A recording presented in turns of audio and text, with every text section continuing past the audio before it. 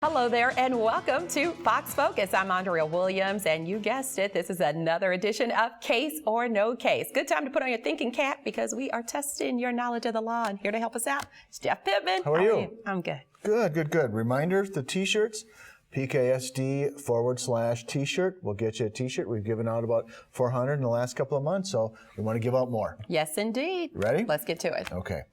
You're at your friend's house unloading some lumber from his pickup truck. He's got an older pickup truck, and his 6-year-old son is there. 6-year-old son's kind of rambunctious Just a and little. likes to, fiddle around, and he's in the cab of the truck and he's horsing around and he ends up putting the truck into neutral and it starts backing down the driveway, hits you, and you break your leg as a result of that. Wow. Case or no case against your friend who is the owner of the truck and the father of the boy? I think that's pretty easy. There's got to be a case.